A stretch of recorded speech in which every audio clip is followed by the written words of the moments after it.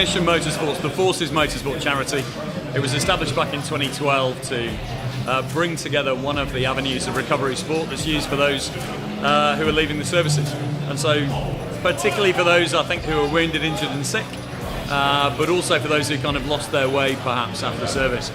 There's a bunch of different recovery sports that people can get into, up to and including things like the Invictus Games, so we recently had folk out in Dusseldorf for that.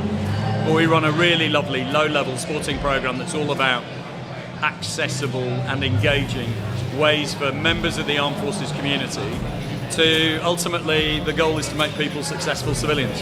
There's a bit of motor racing takes place as well.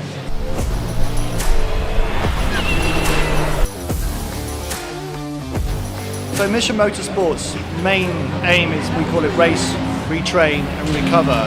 And the idea was to essentially get wounded, injured and sick, service leavers, you name it, we call them beneficiaries, back out there, back into life, into meaningful, purposeful, whatever, whether it's working for a race team, whether it's driving, whether it's a job with a motor manufacturer, and now whether it's a job in renewables or any other industry. Beyond that, the world's our oyster as we move into more territories, help more organisations out there achieve the Forces Covenant, and more people realise that engaging with the Forces, bringing them into meaningful employment and getting them back out into a purposeful life is possibly the best and most rewarding thing you can do.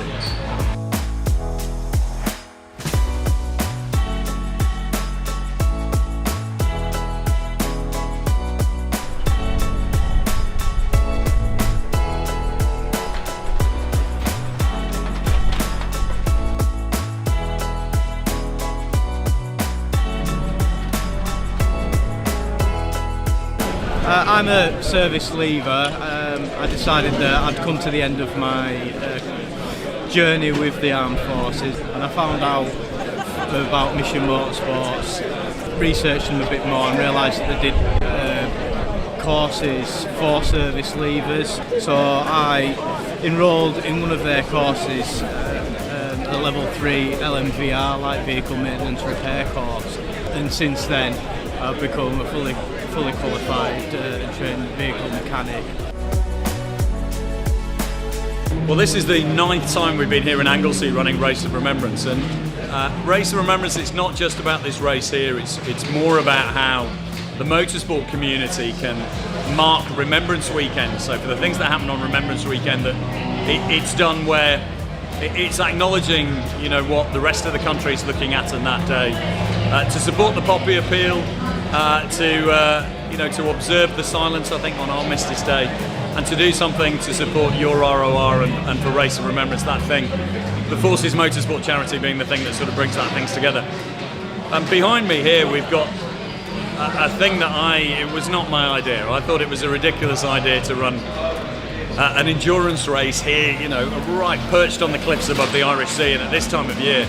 And I think in modern life it's rare when you get to do real mindfulness and to be silent for 2 minutes, but to do it amongst 1,000 people and on the falling notes of a bugle in a remembrance service is really moving, and it impacts not just those who've served, I think, and their families, but I think everybody who comes along and takes part in Race of Remembrance kind of feels a little bit of that. We're here in November in Anglesey with all of the implications of weather that sort of goes, and we've got 145 marshals signed on for this event, which is just absolutely extraordinary, because once you come and do it once, it then becomes a bit of a pilgrimage to come and do it again. It's a lovely thing.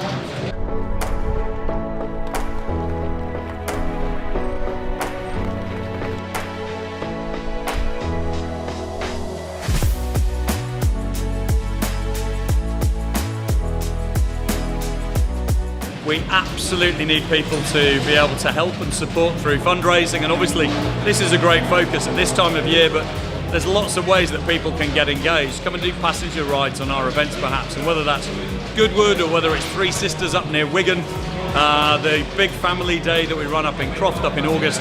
There's a calendar of things throughout the year, and people can come and get involved, they can come and volunteer, and there's some amazing opportunities to come and help the charity out.